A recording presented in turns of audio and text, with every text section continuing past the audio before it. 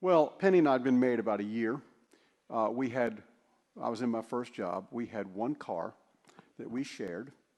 We lived in a 2-bedroom apartment that the rent was $160 a month and utilities were $200 because it was concrete block and you could see the wind blow the curtains when it came through. It was a lovely place. And a friend of mine said one day, let's go to Knoxville.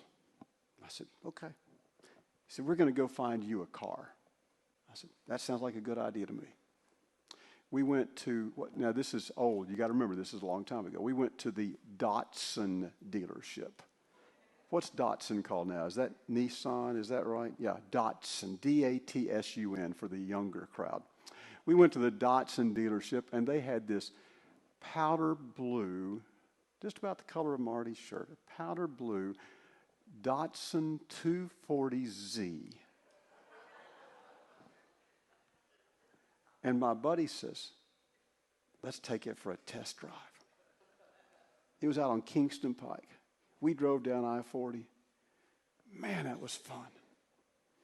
I said, Mark, I can't afford this. He said, hey, listen, I'm on the board of directors of the bank.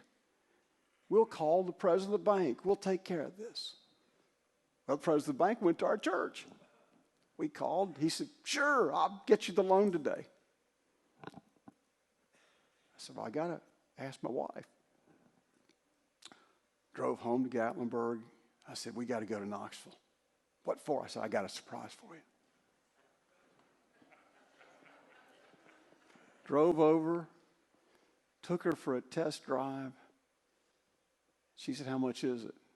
I told her, and she looked at me, and she had just a very simple question that went like this. Have you lost your mind? Have you lost your mind? We're living in an apartment where we can see outside through the blocks. We're hoping to have a child someday and have a house to live in. Have you lost your mind? I took that as a no. Anybody ever ask if you lost your mind? Maybe it's when you went in and said, Dad, he gave me a ring. Have you lost your mind? Mom, we're going to be moving to Iowa. Have you lost your mind? Have you lost your mind? Because Paul wants the Christians in Colossae and the Christians in Kingsport to lose our minds. Look with me. Colossians chapter 3. We're going to read verses 1 through 11. We're going to take it slow. We're going to come back to a few of these verses because I want us to just sort of rest in a couple of these verses for a while. Since then, you have been raised with Christ. Now, wait a minute. They're not even dead yet. How do you get raised with Christ? Well, we know that's symbolic of that baptismal experience, buried with Christ in the grave, raised to walk in newness of life. So our faith is not just about the sweet by and by, it's about the real here and now as well, okay? Never forget that dimension. Since you've been raised with Christ, set your hearts on things above where Christ is, seated at the right hand of God. Set your minds on things above, not on earthly things. I was glad Penny didn't remember this text that night. For you died, and your life is now hidden with Christ. When Christ, who is your life, appears, then you will also appear with him in glory. Put to death, therefore, whatever belongs to your earthly nature, sexual immorality, impurity, lust, evil desires, and greed, which is idolatry. Because of these, the wrath of God is coming. You used to walk in these ways in the life you once lived, but now you must also rid yourselves of all such things as these: anger, rage, malice, slander, and filthy language from your lips. Don't lie to each other, since you've taken off your old self with its practices and have put on the new self, which is being renewed in the knowledge in the image of its creator. Here there is no Gentile or Jew, circumcised or uncircumcised, barbarian, Scythian, slave or free, but Christ is all and is in all. Have you lost your mind? If you haven't, the church will never make an impact. I want you to go back with me to a few verses. Verse 2. Set your mind on things above, not on earthly things. Boy, that's a tough verse to live.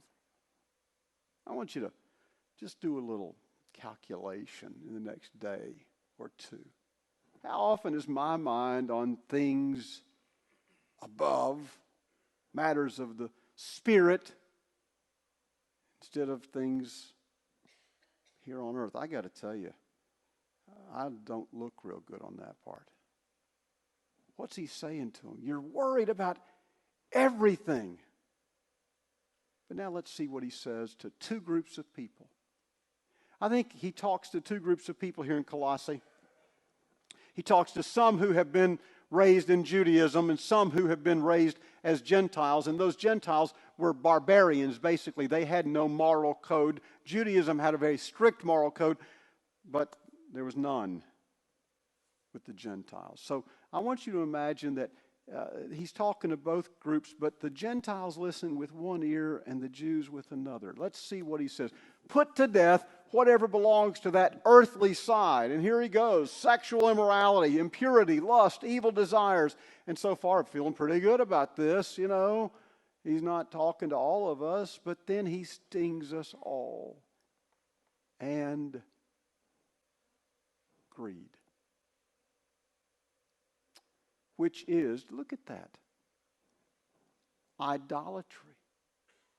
What happens when I get greedy? I have a good friend who's very, very, very, very blessed. And he tells me all the time, you got to have a drive to want more. You got to want more and more and more. And I said, but when do you have enough? He said, I don't know, but there's a lot of zeros behind his net worth. He said, I don't know, I hadn't found it yet.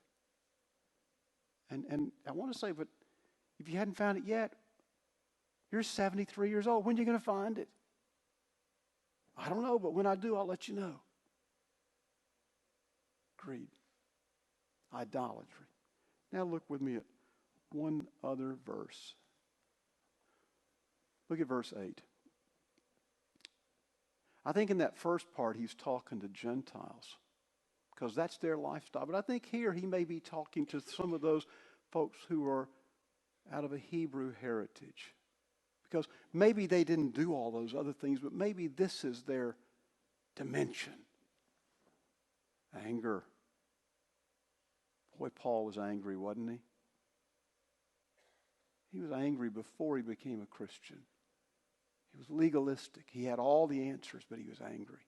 Rage, malice, slander, filthy language from your lips. And don't lie to each other.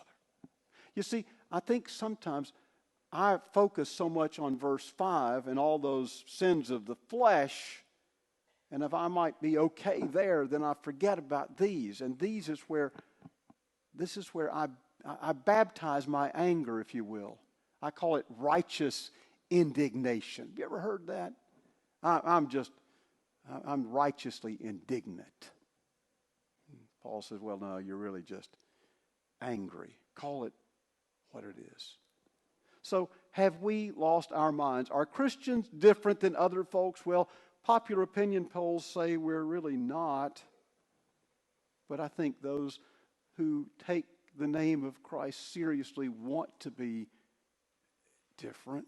Is it possible to lose your mind and become a Christian? Well, I want to tell you a story about somebody who did.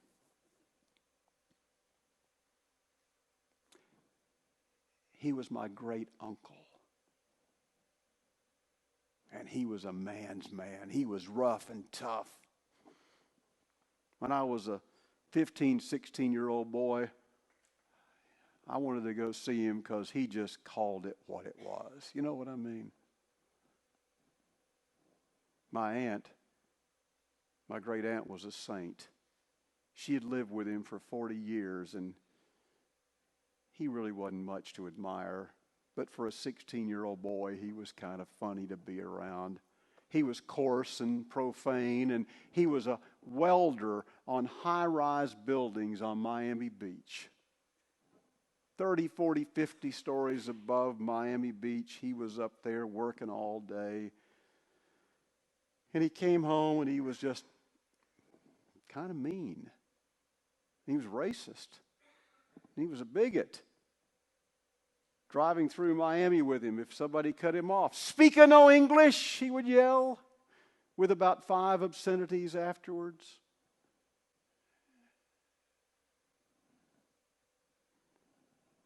I saw him when I was in seminary. I drove my grandparents down to visit. He hadn't changed, but he said, "Son, I want to buy you a suit. If you're going to be a preacher, you need a suit."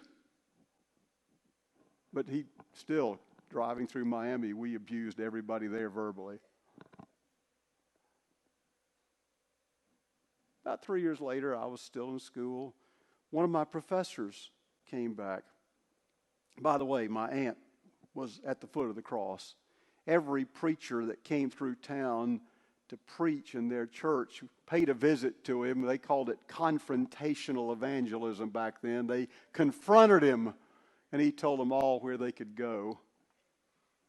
Not where you're thinking, but back to church. He probably thought the other, but, he did have that kind of grace. And then one day I was talking to one of my major professors at seminary, and he had been to Miami to preach. And he comes up to me in class and said, "I need to talk to you a minute." I said, "Okay." He said, "I met your uncle." I said, "You what?" He said, "I met your uncle." I said, "Where on earth did they drag you out to see him? Did they try to get you to save him?" He said, No. He's a deacon." I said, "What?" He said, "He's a deacon, and he works at the homeless shelter, and he works at the soup kitchen, and he is the greatest servant of God I've ever seen." And I said, "We're talking about my great uncle?" "Yes." I'd never heard the news. I was 1,000 miles away. Said he was converted a couple of years ago. And said his church adores him. I said, "Does he still scream at people of other races?" He says, "No, he feeds them." I said, "You're kidding me." What was it that changed him? It wasn't somebody confronting him. That was never going to happen. You see, what it was my great aunt's 50 years of praying for him. Of her quiet, merciful, graceful, loving faith. And it took 50 years. But when it took, he lost his mind. Madeleine L'Engle is a writer I admire. And she wrote about how we can appeal to this current culture, which is so suspicious of faith. And I want you to hear this. I'm going to read it twice because I think it is so very important. I think it epitomizes my aunt. We draw people to Christ not by loudly discrediting what they believe, nor by telling them how wrong they are and how right we are, but by showing them a light that is so lovely that they want with all their hearts to know the source of it. I want you to hear that entire quote again because I think it is so meaningful to us. We draw people to Christ not by loudly discrediting what they believe, nor by telling them how wrong they are and how right we are, but by showing them a light that is so lovely that they want with all their hearts to know the source of it. I read to our deacons on Monday night the results of a study on how to reach millennials. And it said the best chance we have It's not large crusades, which a lot of us came to faith in, but simply sitting down one-on-one without an agenda and talking and getting to know and developing a relationship. It took 50 years of prayer for my uncle. But once it took, he lost his mind. Have you lost yours? Let's pray.